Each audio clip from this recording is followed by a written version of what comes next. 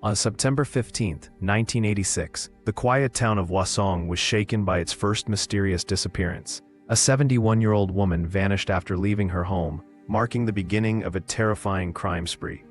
The victim's body was later found in a nearby field, sexually assaulted and brutally murdered. This case set the pattern for what would become one of South Korea's most infamous serial killings.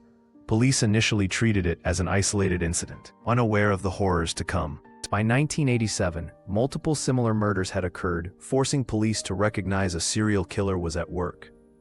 Investigators faced immense challenges with 1980s forensic technology, no DNA analysis, poor evidence preservation, and limited surveillance. The killer left few clues beyond his signature. Victims were all women, sexually assaulted, and strangled with their own clothing. Despite forming a 300-officer task force, police made no progress, creating public frustration and fear. The year 1988 saw unprecedented media coverage as the death toll reached 10 victims. Newspapers competed for sensational headlines, while TV stations broadcast special reports, dubbing the unknown killer the Hwaseong Ripper. Public panic grew as police released composite sketches based on unreliable eyewitness accounts. The intense scrutiny pressured investigators, but also risked compromising the case, as false leads and rumors overwhelmed factual information. In 1989, a rare survivor provided crucial details after escaping an attack. She described her assailant as a man in his 20s with soft hands and a calm voice who pretended to need help before assaulting her.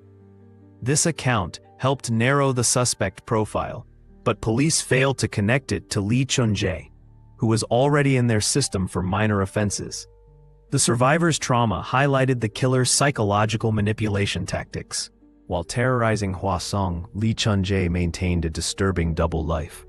Married with children, neighbors described him as a quiet family man who worked at a metal factory.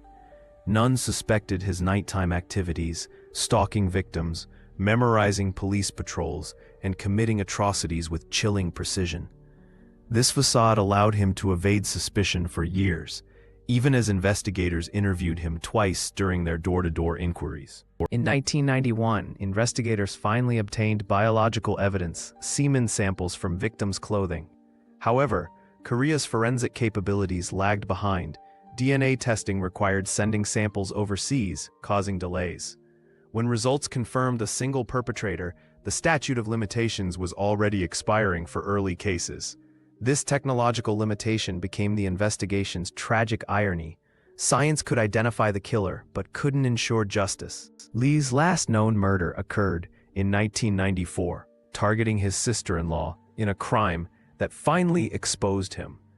Unlike his Hwaseong victims, this killing was personal. He raped and strangled her, then staged the scene to look like suicide. Though arrested, he was only charged for this single murder, receiving a life sentence while his serial killings remained officially unsolved. The brutality suggested his crimes were escalating beyond strangers. Lee's 1994 arrest for his sister-in-law's murder ironically prevented him from facing justice for the Hwaseong crimes. With no DNA database linking him to earlier cases, prosecutors focused solely on the recent homicide. Lee showed no remorse during trial, even smirking when questioned about other disappearances. His life sentence provided closure for one family, but left 10+ other cases unresolved as the statute of limitations loomed. In 2006, the 15-year statute of limitations expired for the earliest Hwaseong murders, barring prosecution even if the killer were identified. Families of victims protested this legal failure, arguing serial murder should have no expiration. The closure of cases sparked national debate about justice system reforms. Meanwhile, Lee remained imprisoned but immune to murder charges. His crimes technically solved without resolution. The case's shocking conclusion came in 2019 when advanced DNA testing definitively matched Lee to evidence from 8 Hwaseong murders. Facing irrefutable proof, he confessed to all 14 killings, plus 30+ sexual assaults, describing details only the killer would know. By then, prosecution was impossible, but his admission provided belated answers. Now serving life without parole, Lee represents both forensic science's power and justice system's limitations.